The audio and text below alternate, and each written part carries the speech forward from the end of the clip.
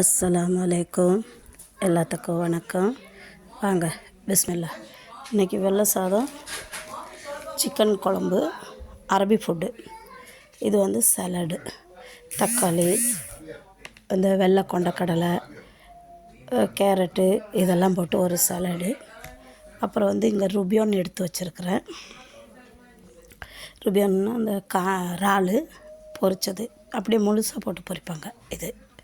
அப்புறம் கொஞ்சம் மக்கரோனை எடுத்து வச்சுருக்கிறேன். குடிக்க கொஞ்சம் பெப்சி. வாங்க பிஸ்மில்லா சாப்பிட்லாம். எப்படி இருக்கும் தெரியுமா? இது அரபி சாப்பாடு வந்து ஆனால் ருசியாக இருக்கும், இன்னும் சொல்ல முடியாது. உப்பு காரம் கம்மியாக இருக்கும்.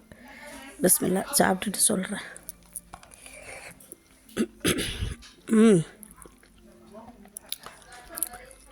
புளிப்பு இதெல்லாம் ஓகே, காரம் மட்டும் இருக்காது. ஆனால் சூப்பராக இருக்கும், நோய் வராது அரபி சாப்பாடு சாப்பிட்டோமா.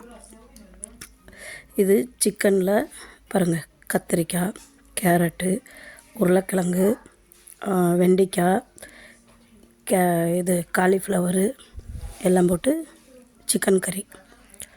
இங்கே பாருங்கள், சலாடில் வெள்ளை கொண்டக்கடலை, தக்காளி, கேரட்டு இதெல்லாம் போட்டு ஒரு சலாடு பண்ணியிருக்காங்க.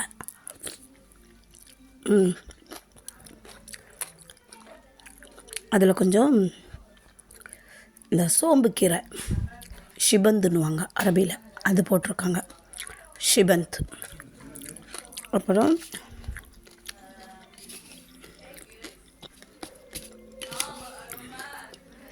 மக்கரோனா, பாஸ்தா.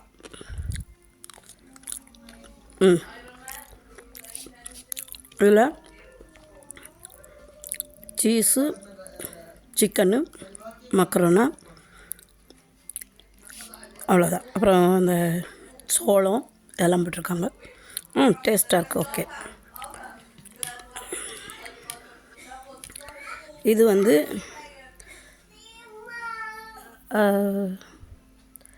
ருபியான்